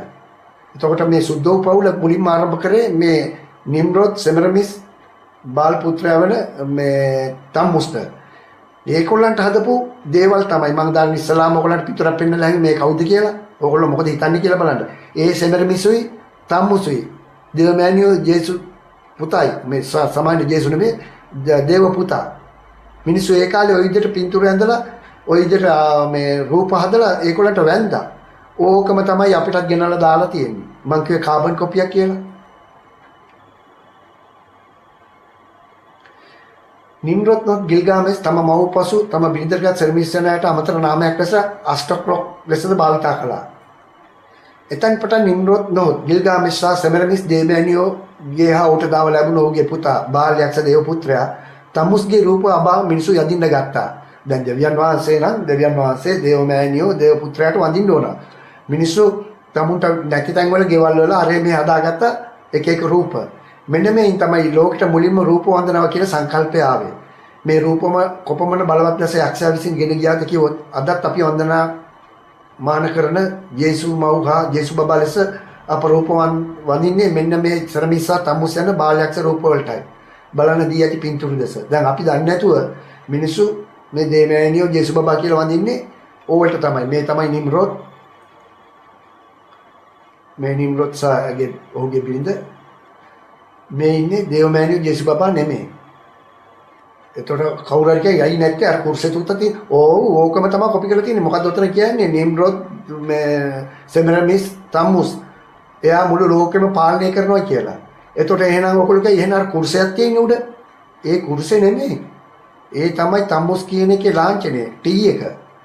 මම මේ ගැන තව පොඩ්ඩක් ඔයගොල්ලන්ට පැහැදිලි කර දෙන්නම්. මේ ඉන්නේ තමුස් දේවමෑණියෝ නෙමෙයි මතක තියාගන්න ඕන. ඕක තමයි අපිට වෙලා තියෙන්නේ. අපි ගිහිලා අත ගාලා ඉඹගෙන මැරෙන්න හදනවා. පැරණි යුගයේ සිට පුරාණ කාලවලදී උප්පත්ති පොතේ 6-9 දක්වා වාර්තා වී ඇති ලෝක ජල ගැලපීමෙන් පසුව බෝධිෙහි ලියා ඇත. නොවාගේ මුණු පුරාවන නිම්රොත් තම සීයාගේ දෙවියන් අනුගමනය නොකළ අතර ඒ කියන්නේ දෙවියන් වහන්සේ අනුගමනය කරේ නැහැ. ඔහු අධිරාජ්‍ය පාලකෙක් විය. බයිබලීය වාර්තාවට අනුව රජු ලෙස නිම්රොත් බාබෙල් නිනිව අසුරුස් අනෙකුත් නගර නිර්මාණ කළ අතර නපුරුකම් ප්‍රවර්ධනය කරමින් අලුත්ම ජීවන රටාවක් ගෙන ගිය අයෙකු ලෙස සියල්ලන් අතර ප්‍රසිද්ධ විය. මේ මිහිතලයේ ප්‍රථම ශිෂ්ටාචාර නගර බිහි කළේද මේ බැබිලෝන වල නිම්රොත්ම තමයි. පසුව ඔහු බාල් ලෙස හඳුන්වනු ලැබිය. ඔහුගේ නාමය නිර්මාතෘ සෙමරමිස් අනුගමනය කළ අය බාල් නමස්කාරයෙන් ඇදුවන් ලෙස හැඳින්වේ. දැන් බාල් නමස්කාර වරුන් ආවි සෙමරමිස් මගින්. ඔවුන් රූප නමස්කාරය, භූත නමස්කාරය, සතුන් පූජාවන්, මිනිස් පූජාවන් නපුරු ලෙස සලකන තොইল වෙනත් ක්‍රියාවන් සමග සම්බන්ධ වූ අය. දෙවියන් වහන්සේ අදහගෙන එතන ඉඳන් ඒගොල්ලෝ. ඇයි මොම් සතුන් පූජා කළේ? දැන් සතුන් පූජා කරන්න හේතුවක් තියෙනවා. නිම්රොත් දක්ෂම දුනුයා නිසා දැන් ඔහු සූර්යයා තුලට සිටින නිසා ඔහු වෙනත් සතුන් මරා පූජා කිරීම අද දක්වා පැවතෙන්නේ.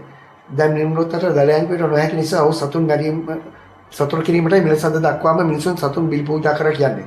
මෙතන ඒ කියන්නේ නිම්රොත් මරුණන් පස්සේ නිම්රොත් වෙනුවට එයා සතුන් මරන බැරිද මිනිස්සු සතුන් මරලා එයාට සතුරු කෙරුවා.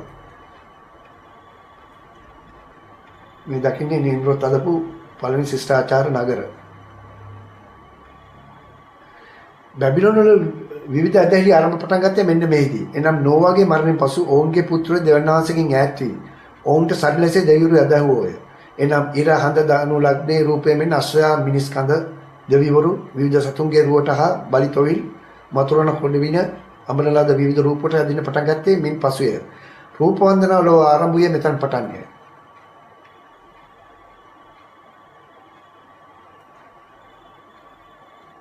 ඒ වගේම දැනට හින්දුවා චීන වගේම රෝමානු කිතුරුන් විවිධ දෙවිවරු මුනිවරු ඒ ක්‍රියාකරන සදා මෙසේ මුල් කරගෙන එන්නේ මෙන්න මේ බැබිලෝන වල විවිධ අධ්‍යාත්මික මුල් කරගෙනයි. උදාහරණයක් ලෙස වෙලඳාම්මා එක මුනිවරයෙක් හෝ දෙවි කෙනෙක් ලෙඩ දුක් සඳහා තව කෙනෙක් මුදල් සඳහා තව කෙනෙක් යනාදී දෙවිවරු තියාගෙන මිනිස් පුරුදු වෙලා තියෙන්නේ මෙන්න මෙතනින්. මෝසෙස් තුමා සීනයි කන්දේදී දසපත ගෙන එන්න ප්‍රමාද වූ විට රත්තරන් එකතු කොට වස්සක සාදා වැඳුම් පුදයි කරා කියලා බයිබලයේ කියන විට ඔබට නොදැනුවත් මෙන්න මේ බැබිලෝන විවිධ අධ්‍යාත්මික මතයි ඔවුන් එසේ කළේ.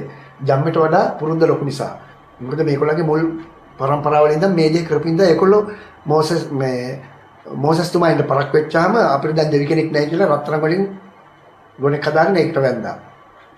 ඔන්න ඕකටයි ওই බයිබලයේ ලියලා තියෙන්නේ අපි නිකන් කියාගෙන ගියන තේරුමක් නැති හින්දා අයියේද කියලා.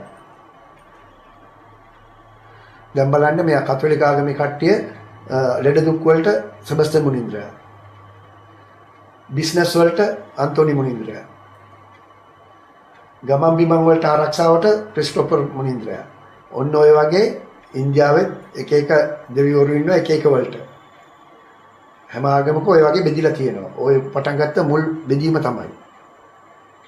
මේ එක එක දෙවිවරුන්ගේ ආගමනය පිළිබඳ මගේ රෝමානු කතෝලික ඉතිහාස පාඩමෙන් දීර්ඝ විස්තර හා ඡායාරූප මගින් පෙන්වා දී ඇත. ඔබට ඒකෙදි ගොඩාක් විස්තර මම කියලා තියෙනවා. ඒ වගේම අපි කොයිතරම් බාල්දෙයියෝ අදනවාද කියලා ඒ පාඩමෙන් ඔයගොල්ලන්ට ඉගෙන ගන්න පුළුවන්. මේ ඉන්නේ කවුද? දැන් ඉස්ලාමයේ ඉන්නේ වම් අත පැත්තේ සෙමරමිසු යාගේ පුතයි. ඒකම අනිත් පැත්තේ ඉන්නේ සෙමරමිස්ම තමයි. ඊළඟට ඉන්නේ දේමෑනියෝ ජේසු බබාද? නෑ, ඒ ඉන්නේ තියාලම තමයි. එතකොට මේ දකුණු අත පැත්තේ ඉන්නේ එතන නම් දේමෑනියෝ. මොකද කුර්සිය තියෙනවනේ පිටිපස්සෙන්. පිස්සුද? ටීමුල් කර තම්මුස් කියා පෙන්වීමට එදු බැබිලෝන් ටී අකුර මිස පසුපස ඇත්තේ කුර්සිය නෙමෙයි. එහෙනම් මේ පසුපසින් ටී එක තියෙන්නේ. ඊට හේතුව මේ සෙමරමිස්සා තම්මුස් ඒ කාලේ සෑම විටම දෙදෙනා එකටම රූපවල හා මූර්තිවල ගෙනා නිසායි. එතකොට ඒ කාලේ මිනිස්සු හැමතිස්සෙම මේ අම්මයි පුතාවයි එකටම දාලා තමයි කොයිලත් රූපය ඇදුවේ.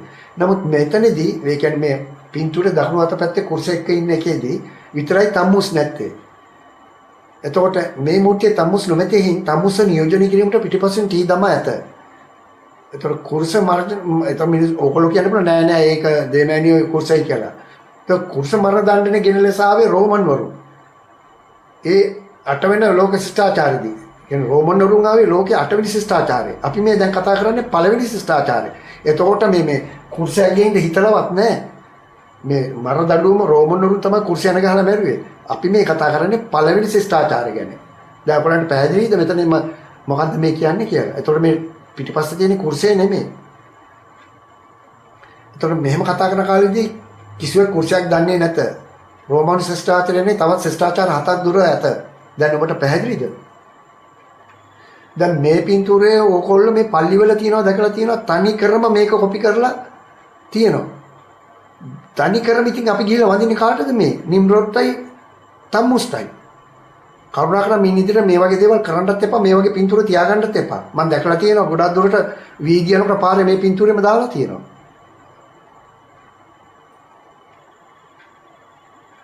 ලෝවට විසගන්න විටදී ඒවා රැගෙන ගියේ ඒවා එලි දක්වන්නේ වෙනස් වෙනස් ආකාරයකටද. ඒ රටවල් අනුවය. දැන් බලමු මේ සර්මිස්සා ඇගේ පුතා වූ තම්මුස්ගේ රුව ඔවුන්ගේ මුල් බැස ගිය සිත් වලින් පහ කිරීමට බැරුව නොවාගේ පරම්පරාව නියෝජනය කර ලෝකයේ 3 කොටසකට විසිර යන විටදී ඒ සිරිත් විදිරිත් ඒ සඳහා සිත් තුළින් මතු වූ නිර්මාණ ඒ සඳහා ආදේශක කරමින් ඒ ආගම් තුළින් ඔවුන්ගේ බාල්දයෝරු බිහිවූ කලේ කෙසේද කියා දැන් බලමු. එනම් මෙසේ විසිරා අය සිතුවා බැබිලෝන් වරුන්ට දෙවියන් වහන්සේ නිම්රොත්සේ දේවමෑණියන් ලෙස සැරමුස් ලෙස හා දේවපුත්‍රය ලෙස තම්මුස්ව සිටි නිසා මොවුන් දේ ලෙස අනුගමනය කරමින් ඒ රටවල කියා මානසිකාන්ත ලෙස දෙවිවරු හා සුද්ධෝපවුල් හදාගත්තා. ඒ කොයි ලෙසද? දැන් මම මේක තේරුම් කරලා දෙනවා නම් දැන් අපි කියමු මෙතන මේ ඉරාකයේදී බාබිලෝන් ආගමෙන් පිටින් අනිත් විසිට ගිය මිනිස්සුත් දැන් ඒගොල්ලෝ දෙවිවරු වෙන වෙන අය හදාගත්තා. දෙවිවරු වෙද්දී ඒගොල්ලෝ බලනවා අර දෙවියන්ගේ හිටියා පියා ඊළඟට හිටියා දේව මෑණියෝ දේව පුත්‍රයා. ඒතර මේගොල්ලෝ ආගමක් හදද්දි මේගොල්ලෝ කියනවා හරි අපිත් එක්කක් දාගමු. එතකොට අපි කවුද දේව මෑණියන්ට දාගන්නේ? මෙයාව. ඒතකොට දේව පුත්‍රයා දාගන්නේ මෙයාව දාගමු කියලා ඒගොල්ලෝ තරකම කොපි කෙරුවා. මම දැන් ඔයාලට කිව්වා කාබන් කොපිය කියලා. බලන්න ඔවුන් විවිධ රටවලට ගොස් මේ සෙමරමිසා තම්මුස් වලට ඒ රටවලදී ඔවුන් සාදාගත් දේව මෑණිවරු හා දේව පුත්‍රයන් අර සෙමරමිසා තම්මුස්න අනුගමනය කරගෙන මම මේ කියන්නේ ඔයාලට පැහැදිලි ඇතයි මම හිතනවා. දැන් මේ බලන්න මේ පින්තූරේ ඉන්නේ බාබිලෝන් වල ඉරාකයේ සෙමරමිසුයි තම්මුසුයි. දැන් මේක ඊජිප්තුවේ ගියාම ඊජිප්තියන් බැලුවා දැන් අපි කවුද දාගෙන සෙමරමිස්ට දාගත්තා මේ ISIS. ඊට පස්සේ අපි දැන් පුතාට කව දාගන්නේ හීරෝස් කියලා දාගත්තා. එතකොට රෝමේදී ආපුවම අපි කවවද දැන් මේකට දාගත්තා මරියතුමියව. එතකොට පුතාට දාගත්තා ජේසුතුමාව. එතකොට ඉන්දියාවට ගියාම අම්මා දේවිකාව දේවමෑණියට අම්මා දේවිකාව දාගත්තා පුතාට ක්‍රිෂ්ණව දැම්මා. දැන් ඔයගලන්ට පේනවනේ මේ ඔක්කොම කොපි කරනවා. මොකක් හරි එකක් කරද්දී අපි අරකොල්ල කරලා තිබුණානේ අපි ආයෙ එන්නකොට මේවා කවද අපි මෙයාට දාගන්නේ කියලා ඒකොල්ල දාගත්ත අරකම කොපි කරගෙන. ඔන්න ඔය විදිහට තමයි මුළු ලෝකෙම ගියේ. දැන් එතකොට බලන්න මෙතන ඕගොල්ලෝ මේ පළවෙනියෙන් වම් පැත්තේ තියෙන දේවිකා ක්‍රිෂ්ණා. එතකොට ISIS heroes. ඊළඟට තුන්වෙනි එකේ සෙමරමිස් තම්මුස්. එතකොට චීනයේ ඉන්න දේවමෑණියෝ දේවපුත්‍රයයි. එතකොට මේකව තායිවාන් වලට අයිති ඒ දේවමෑණියෝ දේවපුත්‍රයයි. අවසානයේ තියෙන්නේ මරියතුමි ජේසුයි. ඔන්න ඔහොම තමයි ලෝකෙ හැමෝම කොපි කරන්නේ. දැන් ඔබට තේරෙනව නේද මේ යක්ෂයාගේ තරම? එදා Taman දෙවියන් වහන්සේ දැන් අපි බලමු නිම්රොත් කොහොමද හිරු දෙවියෝ උනේ කියලා. එදා තමා දෙවියන් වහන්සේ කී නිම්රොත් හදිසියෙ මිය ගියා. ඔහුගේ මරණ නිසා නිම්රොත් සහ සෙමරමිස්ගේ අනුගාමිකයන් පුදුමයටපත් වුණා. දෙවියන් වහන්සේ අමරණීය නම් ඔවුන් ආගමික වීරයා මිය ගියේ කොහොමද කියලා. දැන් දෙවියන් වහන්සේ අමරණීයනේ මැරෙන්න බෑනේ. දෙවියෝ කොහොමද දැන් දෙවියෝ මැරුණේ? පසුව නිම්රොත් මිය ගිය විට ඔහුගේ බිරිඳ වන රජින සෙමරමිස් විසින් තම කපටිකමට නෑ ඔහු මිය ගියේ නෑ. දේව බලයෙන් නිම්රොත් සූර්යයා තුළට ගිය බවත් දැන් ඔහු සූර්යාගේ දෙවියන් වහන්සේ ජීවිත ආරක්ෂා ලෙස අභිරක්ෂ ලැබුවා කියලා. ඒතකොට මෙයා මොකද කිව්වේ? එයාගේ බිරිඳ නොත් අම්මා කිව්වා නෑ පිස්සුද එයා මැරුන්නේ නෑ. එයා ඊයේ අපිටත් නොකියම සූර්යයා තුළට ගියා. සූර්යයා තුළට ගිහලා එතන සූර්යා දෙවියන් විදියට දැන් වැජබිලා ඉන්නවා කියලා. එහෙම කියලා සෙමරමිස් මොකද කරේ? එයාට විශේෂ හිතවත් දෙන්නෙක් එක්කෙනෙක් දෙන්නෙක් අල්ලගෙන මෙයාගේ මිනිහ හොරෙන් වලලා දැම්මා. දැන් ඒ දෙන්න විතරයි දන්නේ ඊට පස්සේ කවුරුත් දන්නේ නැහැ. කාටත් පණ දෙන්න ඉන්නවනේ ඕන තරම් මිනිස්සු. එම නිසා සාතන් බැබිලෝනිය අභිරහස් අන්දමින් නමස්කාර කරන අභිරහස් ආගමක් වර්ධනය වුණා. ඔන්න ඔතනින් තමයි අභිරහස් ලෙස පටන් ගත්තේ. මේ තමයි මේ නිම්රෝධ. අන්තිම දවසවල සිදුවන්නේ මෙයයි. සාතන් භාවිත අභිරහස් ඇත්තෙන්ම ඔවුන් සාතන් නමස්කාර කරන විට ඔවුන් දෙවියන් වහන්සේට නමස්කාර කරන බව සිතීමට මිනිසුන්ව නොමග යැවීමට එදා සිට ක්‍රමසා විදි සූක්ෂම ලෙස ලෝකෙට ගෙනාවා. මෙන්න මෙතන ඉඳගෙන තමයි මිනිස්සු දෙවියන් වහන්සේට වඳිනකොට දෙවියන් වහන්සේට නෙමෙයි වඳින්නේ යක්ෂයාට. ඉන් ටික කාලයක් ගත වූ පසු සෙමරමිස්ද මිය ගිය පසු ඔහුගේ සගයන් හොරෙන් බූම දානකොට ඇය සඳේ අභිෂේක ලැබුවා කිව්වා. පසු ඇයට සඳ දෙවියන් ලෙස වැඳුම් පිදුම් කළා. පස්සේ සෙමරමිස් මැරිච්චාම අර හිතවත්ම කීප දෙනෙක් එයාගේ මිනිහත් වලලා හොරෙන් කිව්වා නෑ එයා අරයා හිරු දෙවියන්ගේ අභිෂේක ලැබුවා සෙමරමිස් හඳේ අභිෂේක ලැබුවා කියලා. ඔන්න ඔතනින් ඉඳගෙන මිනිස්සු ඔය සෙමරමිස් පිටපස්සෙන් හඳ පෙන්නන්නේ එතනින්ද ඔන්න දේවමෑණියෝ හඳේ දෙවියෝ වුණා. මූන් ගොඩ්නස් වුණා. මේ පින්නත් සෙමරමිස් ගෞලිය හඳ පෙන්නුම් කරන්නේ ඒකයි. කොයිලෙසින්ද මේ හිරු දෙවියෝ පිළිඹු කළේ සාතන් නියෝජනය කරමින්. නිම්රෝත් ඔහුගේ මරණය සිදු වූ ජේසුස් වහන්සේ මේ ලෝකයට එන්න වසර 5000කට පෙරය. නිම්රෝත් සහ සෙමරමිස්ගේ අනුගාමිකයන් දෙවියන් වහන්සේ අමරණීයයි නම් නිම්රෝත් සාතන්ගේ නමස්කාරය ප්‍රසිද්ධව දිගට රැඳී සිටීමට සඳහා දවසේ කොටස් දෙකකට බෙදා යාඥා කෙරුවා. දැන් මේකවල පටන් ගත්ත මිනිසුන් අන්ධ භක්තිකයෝ කරන්න මේකවල මොකද කළේ මේ සාතන්ට කියන්නේ මේකවල උදේ හවා කොටස් දෙකකට බෙදලා 6 වශයෙන් බෙදලා 18කට උදේ 6 හිරු දෙවියන්ට රාත්‍රිය සඳ දෙවියන්ට ලෙස යාඥා කරන්න පටන් ගත්තා. මේ 666 අන්තිමට අන්ත නියෝජනය කරන්නේ මේ අන්තක්‍රිස්තුව. බැබිලෝනිය අභිරහස් අන්දමින් නමස්කාර ගෙනෙලාදී. ඒ කොහෙටද? දැන් බලන්න අර කළු පාටේ උඩ තුනක් තමයි හිරු දෙවියන්ට. යට රතු පාට 6 තමයි සඳ දෙවියන්ට. ඒ විදිහට ඒගොල්ලෝ නමස්කාර කරන්න ගත්තා. නිම්රෝද් මිය ගිය විට ඔහුගේ බිරිඳ වන රජින සෙමරමිස් දැන් මේ සෙමරමිස් මැරෙන්න ඉස්සලා මම කතා කරන්නේ ඈ මියයන්ට පෙර ඈ විසින් සූර්ය දෙවියන් හෝ ජීවිත ආරක්ෂා ලෙස නිම්රෝද් අභිෂේක කළේ කොහොමද? මෙන්න මෙහෙම තමයි එයා අභිෂේක කරේ. නිම්රෝද් මිය ගිය පසු එයාගේ අම්මාව බිරිඳ වූ සෙමරමිස් හා තමුස් පුතා නිම්රෝද් නම් සූර්ය පියාගේ ආශිර්වාද ලබා ගන්න ඇසටි දක්වන රූපයක් මෙන්න මෙතෙන් පටන් සූර්යා වෙතින් වෙනත් ක්‍රම මගින් ලෝකෙට ගෙන ගියා. ඒ කොහොමද? එතකොට සුද්ධෝ පවුල මේ ලෝකෙට ආවේ කොහොමද? දැන් බලමු අපි සුද්ධෝ පවුල මේ ලෝකෙට ආවේ කොහොමද කියලා. මම කලින් කිව්වා මේ සුද්ධෝ පවුල කියන්නේ යුසේතුමා දේමෑණියෝ යේසු බබා නෙමෙයි. ඒ අපි මේ කොපි කරලා අපිව යක්ෂයාට වන්දමාන කරන්න කරපු දෙයක්. දැන් බලන්න මේ පින්තූරේ ඕගොල්ලෝ අපේ පල්ලිවල අල්තාරේ උඩ තියෙනවා. බලන්න අපි ගිහිල්ලා වඳින්නේ නමස්කාර කරන්නේ තනිකර යක්ෂයාට. බාල් දෙවියන්ට. දෙවියන් වහන්සේ මේක කියලා තියෙනවා මේක කරලා එන්න එපා කියලා මාගාවට. මේ බලන්න උඩ පෙන්නන්නේ හිරු දෙවියෝ නිම්රෝද්. ඊළඟට දේමෑණියෝ සෙමරමිස්. දැන් මෙතන තම්මුස් පුත්‍රයා නැහැ තම්මුස් එනුට ටී අකුර. කුරුසේ වගේ තියෙන ටී අකුර පෙන්නලා තියෙන කුරුසේ. වර්තමානයේ රෝමවල සුද්ධෝ පවුල කියා ගෙනෙන්නේ මෙන්න මේ රූපය මුල් කරගෙනයි. එතකොට සුද්ධෝ පවුල මේ ලෝකයට ආවේ කොහොමද? නිම්රෝද් තා සෙමරමිස් සමග පුත් තම්මුස් සුද්ධෝ පවුල.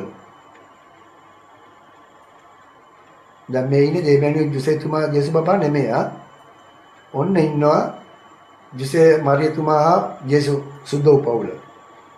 පේනවනේ දැන් අරකම කොපි කරලා අර විදියටම දාලා එතකොට අර තමුස් ඉන්න විදියට දෙන්න මේකට මූලික දේ තමුස් තමයි නම්බර් 1. එතකොට තමුස් ඉන්න විදියට නැතුව ජේසු බබා මේකේ අත් දෙක දිග අරගෙන ඉන්නවා. අර තමුස් විදියට තියාගන්න නැතුව. මේ තමුස්ගේ ඔකල බලන්න අර රතු පාට අම්මා ඉඳන් මේකෙදි ඇඟිලි තුන තියාගෙන ඉන්න ඕක ගැන මම පස්සේ ඔයගලන්ට පෙන්නන්නම්. කියා දෙන්න. උතන ලොකු රහසක් තියෙනවා. ඔබට තේරෙන භාෂෙන් කියා දෙන්නේ නම් මේ ගැන අද හරියට චීනුන් වෙනත් රටවල ආයේ සොයාගත් නිර්මාණවල කොපි කර වෙනත් නම් යොදා ඔවුන්ගේ නිර්මාණවල වෙනත පොට ගේනවා වගේ තමයි මේකත් කරලා තියෙන්නේ.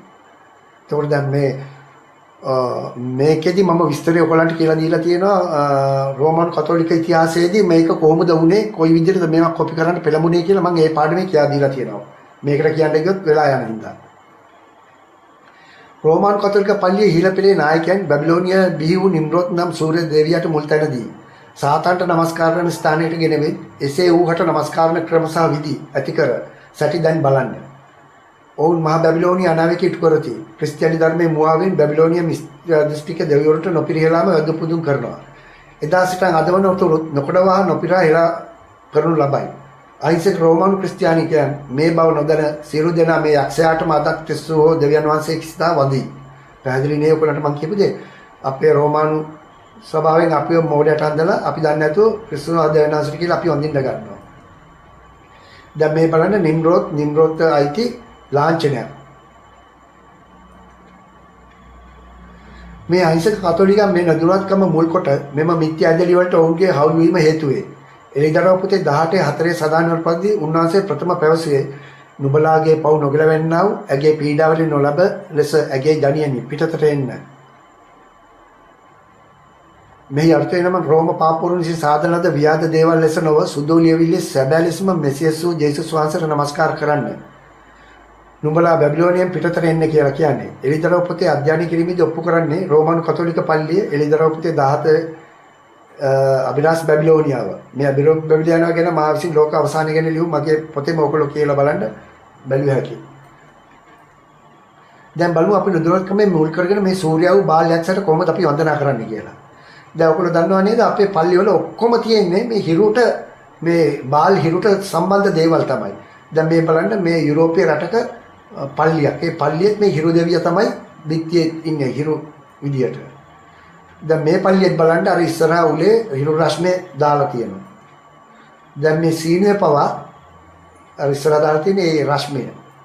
දැන් මේක බලන්න මේක තනිකරම හිරු දෙයියට දාපු එකක්. මැදට සප්‍රසාද පෙත්ත තියලා වටේම ඉන්නේ හිරු දෙයියා. උඩ ඉන්නේ කවුද? කුරුස නෙමේ තම්මුස්. එතකොට හිරු දෙයියටයි තම්මුස්ටයි දෙන්නටම ඔළුව නමලා අපි ඔක්කොම වඳිනවා. මේ තමයි බැසිලිකාවේ පල්ලියේ ඉස්සරහා තියෙන හිරු දෙයියගේ. ওই වටේ තියෙන හිරු රශ්මිය දෙපැත්තෙන් කාව දෙකක් දාලා. දැන් මෙතනත් බලන්න අපි මෝඩයට අඳලා තියෙන හැටි ජේසුගේ ඔළුව පිටිපස්සේ හිරු රශ්මිය දාලා. ජේසුගේ ඔළුවට හිරු රශ්මියක් ඕනද? ජේසු. අපි අඳුරනවා ජේසු. දැන් අපි ගිහලා මේකට ඔළුව නමන්නේ කාටද ජේසුද වඳින්නේ නැහැ. නිම්රෝත් හිරු දෙවියට වඳින්නේ අපි. මේක බලන්න මේක මේ කුරුණපල්ලිය සාතානපල්ලියේ සප්‍රසාද මණ්ඩපය. දැන් බලන්න මේ සප්‍රසාද මණ්ඩපයේ තියෙන්නේ සප්‍රසාද කූඩුව වටේ තියෙන හිරු. නිම්රෝත්ගේ බාල් දෙයියා ඉන්නේ. ඒතර මේ පල්ලියේ ස්වාමි සප්‍රසාද ගන්න ගිහිල්ලා ඔළුව නමල වඳින්නේ කාටද? සප්‍රසාද කූඩුවටද? දෙවියන් වහන්සේටද? නෑ. අර හිරු දෙයියට වඳින්නේ. ඔන්න ඔකයි තත්ත්වය. බලන්න ඒ වගේ සමහර නිර්මාණ අදත් අපි අඳුම් කරන සැටි ඒ පැරණි බැබිලෝන් යක්ෂ දෙවිවරුන්ම අපි ජේසුසයි සිතා වඳිනවා. ඔන්න ඔහොමයි යක්ෂයා මිනිසුන්ග එයාගේ වැඳිල්ල අරගෙන තියෙන්නේ අපේ ගොනාට අඳලා. මේවා කොහොමද නිර්මාණය වෙයි කියලා දීර්ඝ විස්තර කොට ඇති මගේ රෝමානු කතෝලික ඉතිහාසය නම් පාඩමෙන් ඔබට දැනගත හැකියි. ඔබ ඕගොල්ලෝ ඒක දැනගෙනම බලන්න. හැබැයි මම කියනවා ආගම අතරින් ඉඳපෑ ඒක දැක්කොත් ඔයාලට කලකිරෙනවා. දැන් බලන්න මේ හිරු දෙයියට කොච්චර නමස්කාර කරනවද කියලා කිව්වොත් කොච්චර ගරුත්වයක්ද කියලා මේ ඒ කරඬුව අතින් අල්ලන්නෙත් නෑ රෙද්දක් තියලා අල්ලන්නේ එච්චර ගෞරවයෙන් අපිටත් කියනවා වඳින්නයි කියලා. අර ඊළඟ ෆොටෝ එකේ බලන්න අර ස්ත්‍රියක් ඒ හිරු දෙයියා තුරුල් කරන් ඉන්නවා. දැන් බලන්න මේ නිම්රෝත් පල්ලෑ එකේ වම් අත පැත්තේ නිම්රෝත්ගේ කරේ තියෙන ලාංඡනය. අර අපේ ජිප්සි සුනිල් කොයිලත් කුර්ස කරේ තියන් ඉන්නවා වගේ තමයි මේ නිම්රෝතුත් දාගෙන ඉන්නේ. එතකොට ඒකම කොපි කරලා මේ පාප්පාසෙත් පොපිය ගහගෙන ඉන්නවා.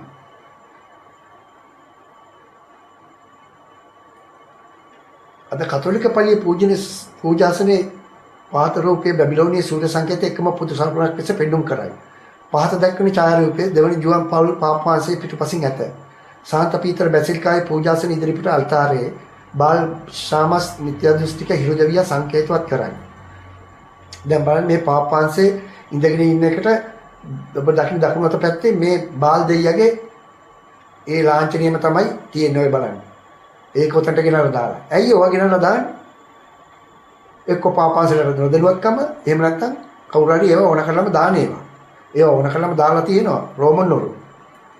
ඒ ගැන මට රෝමන් කතෝලික ඉතිහාසය ගැන බලද්දී ඔයගොල්ලන් දැනගන්න පුළුවන්. එදා නිම්රොත් ගෙන ඒ බාල්හිරු දෙවියා බලන්න අදත් අපේම සභාව අප නොමග යවමින් අපව පාපයේ පොළඹවන සැටි. ලෝකයේ මුල්ම මිනිසා ආදම් ඉන්පසු දෙවියන් වහන්සේ තෝරාගත්තා නෝවාගේ මුණුබරෙකු නිම්රොත් ඔහු මේ යක්ෂ බාල් ගෙනාවේ. ඊට පසුයි ආබ්‍රහම් ඊසක් ජාකබ් මෝසෙස් ආරෝන් ජෝසුව ආවේ. දැන් බලන්න මේ නිම්රොත් මේ උඩ ඉන්න පාපවංශයේ ඇඳුම්. දැන් මේ පාපවංශයෙන් දැන් ඉන්නේ ඇඳුම් බලන්න. හොඳයි දැන් බලන්න. මේ ඊතලෙන් පෙන්නු කරලා තියෙන්නේ පළවෙනි වම් අතපතේ ඊතලේ පාප්තුමාගේ නළල ඉස්සරහා තියෙන ඔටුනේ තියෙන ඒ මාක් එක මේ නිම්රොත්ගේ මාක් එක. එතකොට මේ පාත්‍රයේ උඩ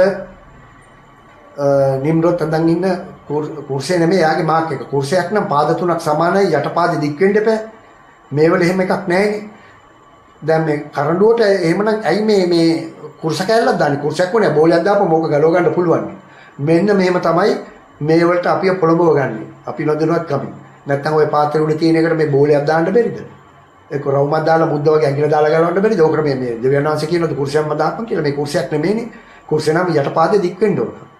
එතකොට බලන්න මේ යටම එකේ පාප වහන්සේ ඔළුව ඔටුන්නේ පළදාගෙන ඉන්න කුර්සිය. ඒ කුර්සියක් නෙමෙයිනේ. අර නිම්රොත්ගේ කරේ තියෙන එකම තමයි එතන දාගෙන ඉන්නේ. ඉතින් දැන් අපි ඉස්සරහා ගිහිල්ලා අපිට දේශනා කරන්න අපිට පූජාවතියදී අපි ඔළුව නමල වඳින්නේ කාටද? නිම්රොත්ට. එදා නිම්රොත් ගෙන ඒ බාල්හිරු දෙවියා බලන්න අද අපේ සභාව පළඳින ආයුධයත්වම් තුළින් පාපේ පොළඹව ගන්න හැටි. දැන් බලන්න කතෝලික සභාව පාවිච්චි කරන්නේ මේ නිම්රොත්ගේ භාණ්ඩ. ක්‍රිස්තු පූර්ව 1600 පෙර උතුරු ඊර්ෂායේ කනාන්‍යයේ නගරේ මිත්‍යා දේවමාලිගාවේ සුද්ධස්ථානයේ තිබූ බාල් කැටයම. ඒ තිබිලා හම්බෙච්ච පුරාවස්තු කට්ටිය හොයාගත්ත කැටයම.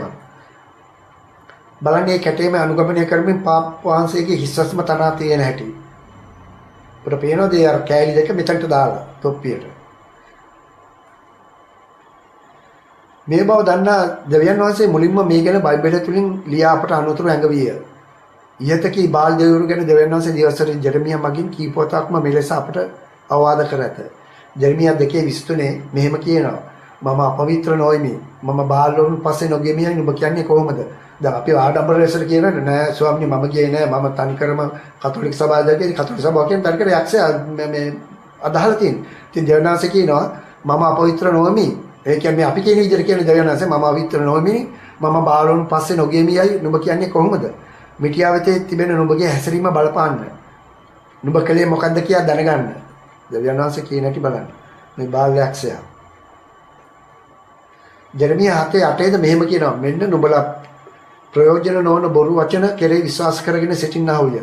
නුඹලා සොරකම් කර මිනිමරා කාම මිච්ඡා කර බොරුර දිවුරා බාල්ට වැඳුම් පුදුම් ඔප්පු කර නුඹලා නොදන්න අන්‍ය දෙවරුන් පස්සේ ගොස් පසු ඇවිත් මාගේ නාමය තබා තිබෙන මේ ගෘහයේදී මා ඉදිරියේ සිට අප ගැලවුණුමයි කියන්නේ මේ සීල පිළිකුල් කරන පිණිසද. බලන්න පැහැදිලි ලෙස කියනවනේ. දැන් අපි මේ කරන දෙයිම දෙවනස කියනවා. ජෙරමියා මගෙන් කියලා තියෙනවා. පැහැදිලි ලෙස කියලා තියෙනවා පසු ඇවිත් මාගේ නාමය තබා තිබෙන මේ ගෘහයේදී මා ඉදිරි පිට සිට අප ගැලවුණුමයි කියන්නේ මේ පිළිකුල්කම් කරන පිණිසද. මාගේ නාමය තබා තිබෙන මේ ගෘහය සොරුන්ගේ ගෘහයක්වයි නුඹලා සිතනවාද? මටත් එසේය. මටත් නොපෙනෙනවායි ස්වාමීන් වහන්සේ කියනසේක. දැන් මගේ දේශනාව ඔබ පිළිගන්නවද මේක ඇත්තයි කියලා? ඒක ඔබගේ කැමැත්ත මට ප්‍රශ්නයක් නෑ. ඔබ ගැලවෙන්න ඕන නම් මෙයා අනුගමනය කරන්න. ජෙරමියා 11:17 මෙහෙමත් කියනවා. නුඹව සෙටවුවා වූ සේනාවල ස්වාමීන් වහන්සේ ඊශ්‍රායල් වංශය යුදා වංශයේ බාල් සුවඳ දුම් ඔප්පු කිරීමෙන් මා කෝප කරන ලෙස සිද්ධ කරගත්තා වූ නපුර නිසා නුඹට විපතක් නියම කර තිබේ. ස්වාමීන් වහන්සේ ඒ ගැන මට දැන්වූසේක. එසේ මම දැනගතිමි. එකල ඔබ ඔවුන්ගේ ක්‍රියා මට පෙන්වූසේක. ඒ වගේ තව තැනකදී බාල් ගැන ජෙරමියා 19:4 කියනවා මක් නිසාද ඔවුන් මා අතහැර මේ ස්ථානයේ අන් එකක් කර ඔවුන්වත් ඔවුන්ගේ පියවරුන්වත් ඉදාහි රජවරුන්වත් දැන නොගත් අන් දෙවිවරුන්ට මේ සුවඳ දුම් ඔප්පු කර නිර්දෝෂයන්ගේ ලේවලින් මේ ස්ථානය පුරවා තිබේ. තවද ඔවුන් තමාගේ පුත්‍රයා බාල්ට දවන පූජා කොට ගින්නෙන් පුරුසන පිණිස බාල්ට උස්තන් ගොඩනගා තිබේ. මාය අනකලේවත් කිව්වේවත් ඒ මාගේ සිතට පැමිණියවත් නැත. දෙවනසි කියන මම උඹලට එහෙම කරන්න කියලා කිව්වේවත් නැහැ අනකලේවත් නැහැ කියලා. ඒ බැවින් මේ ස්ථානයේ තොප්පවත් කියා ඉන්නෝන්ගේ පුත්‍රයාගේ මිටියවත් කියාවත් නොකියා මැරිමේ මිටියවත් කියන දවස පැමිණෙන්නේ ස්වාමීන් වහන්සේ කියනසේක. බැබිලෝන් ඉතිහාසයේ පළමු කොටස් මින් අවසానයි. YouTube තුල කාලය පාලනය කරන නිසා කොටස් දෙකකින් යොමු කර ඇත. ඒ නිසා කරුණාකර දෙවෙනි කොටස ගැන බලන්න. එහිදී ඔබට දෙවෙනි කොටසේදී අලුබදාද අපිට කොහොමද හම්බුනේ? මුළු ලෝකය මොන විදියට දෙයියන් ඇත්තේ ඇඟිලි තුනෙන් ඔක්කොම ඉන්නේ ඇඟිලි තුනේ දෙයියෝ ඉන්නේ. ඒ කොහොමද කියලා එකෙන් බලන්න පුළුවන්. එතකොට නියම සබත් දවස අපිට කවදාද කියලා දැනගන්න පුළුවන්. ඒ වගේම අනිකුත් විස්තර ඔයගලන්ට දැනගන්න පුළුවන්. ඔබට මේ පිළිබඳ කිසි ගැටුමක් හරි ඔබට දේශනාවක් පවත්වන්න හරි අවශ්‍යයි නම් ඔබ මාව සම්බන්ධ කරගන්න පුළුවන්. නැත්නම් මගෙන් අහන්න ඕනම ප්‍රශ්නයක් තියෙනවා නම් මම ඔබට කියන්නම්. එතකොට බැබිලෝන් දෙවෙනි කොටස ඊළඟ YouTube එකකින් ගිහිල්ලා ඔයගලන්ට බලන්නයි කියලා මම ආරාධනා කරනවා.